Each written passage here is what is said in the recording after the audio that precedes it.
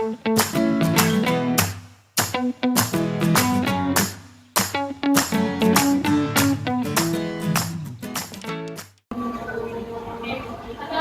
warahmatullahi wabarakatuh. Waalaikumsalam warahmatullahi wabarakatuh.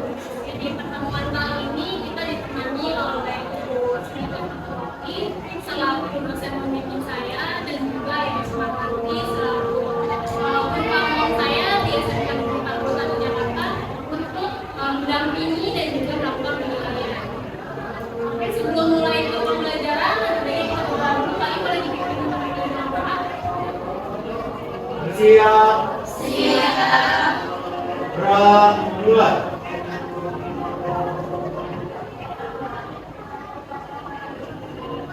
Gerak selesai. Memberi salam. Assalamualaikum warahmatullahi wabarakatuh. Apa kabar semuanya? Baik? Hari ini ada yang mau masuk? Masuk semua ya?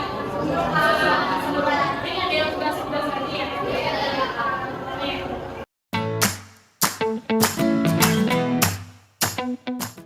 Untuk pertemuan kemarin kan kita udah belajar tentang administrasi umum ya. Tugasnya harus selesai semua? Udah. Nah, sekarang kita masuk ke pembelajaran materi tentang pelayanan prima. Biasanya nih, saya mau tanya dulu, biasanya pelayanan prima ini kalian sering temukan di mana sih? Ada yang tahu? Tahu. Siapa? Coba Naila, biasanya di mana? Ya, betul. Jadi biasa ditemukan di resepsionis, bisa di kantor, bisa di sebuah hotel, bisa juga lebih gampangnya di sekolah. Biasanya kalian kan ada jadwal menjadi front office di sekolah kan? Ya. Oke, sekarang kita masuk ke yang pertama ini. Pelajaran pelayanan prima. Apa itu pelayanan prima? Ada yang tahu pelayanan prima itu apa? Coba, siapa? Pelayanan prima itu apa? Pelayanan prima itu pelayanan yang diberikan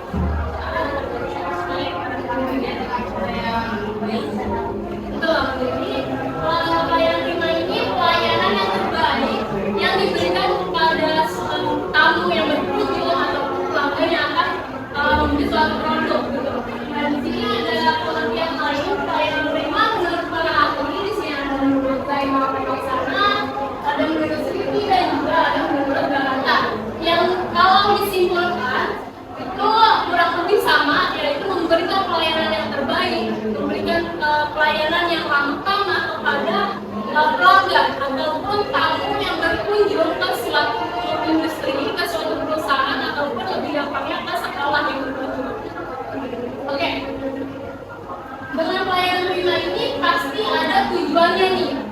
Ada yang tahu tujuan dari pelayanan prima itu apa? Tahu? Coba siapa ya? Coba Desita, tujuannya itu apa?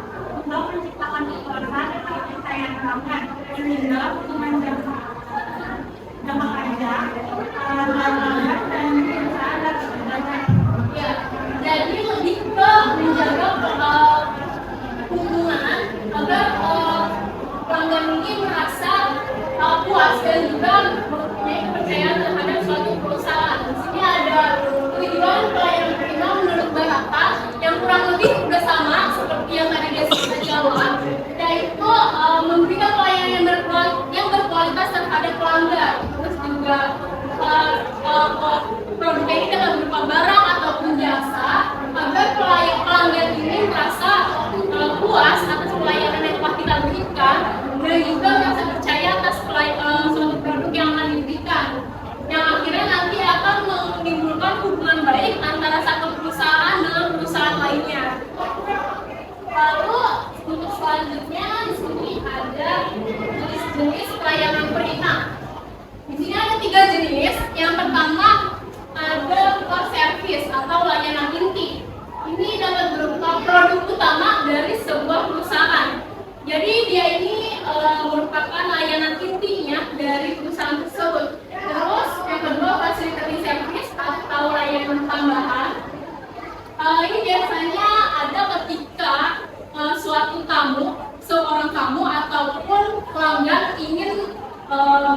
menambah lainnya kayak pelanggan dengan request. Nah di situ baru kita akan melayani pelayanan tambahan terhadap tamu tersebut atau pelanggan tersebut. Lalu yang terakhir di sini ada support service atau layanan pendukung, yang dimana untuk di jenis layanan ini itu sebagai pembeda dari pesaing lainnya. Jadi di satu perusahaan dengan perusahaan lainnya, walaupun produk yang ditawarkannya sama, pasti ada pembedanya, betul? Nah, perbedaan itulah yang jadi keunggulan dari perusahaan tersebut, yang jadi pembedanya, gitu. Nah, tadi kan di awal kalian udah sebutin nih, pelayanan prima itu biasanya ada di mana? Ada di resepsionis hotel, kantor, perusahaan, ataupun lebih simpelnya di sekolah, atau bisa juga di kota itu melayani jual beli, terus juga bisa melayani berbagai penanganan masalah-masalah seperti komplek. Nah di sini akan ada satu contoh video tentang pelayanan prima untuk menangani masalah komplek. Boleh disimak semuanya, nanti kalian tanggapi ya.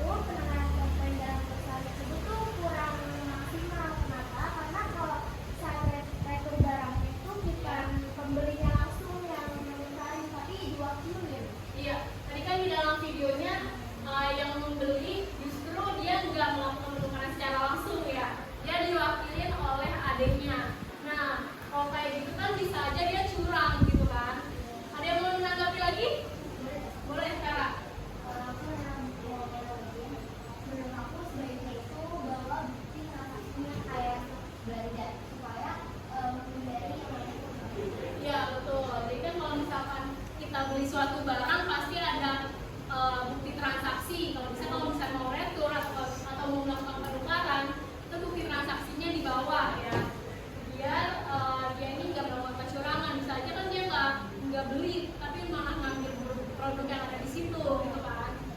Oke, tadi kan udah materi nih, ini udah materi. Nah sekarang kita mau kuis. Nah untuk yang tadi udah nyimak materinya, pasti bisa nih menjawab kuisnya. Udah siap semuanya? Ya. Siap ya? Jadi di dalam kuis ini ada 3 jenis. Yang pertama itu ada pilihan ganda. Lalu yang kedua ada pertanyaan gelombang. Yang ketiga ada true or false. Untuk peraturannya seperti apa? Jadi kalian nanti akan ditampilkan sebuah pertanyaan. Kalian simak terlebih dahulu pertanyaannya, dibaca baik-baik. Lalu kalau udah ada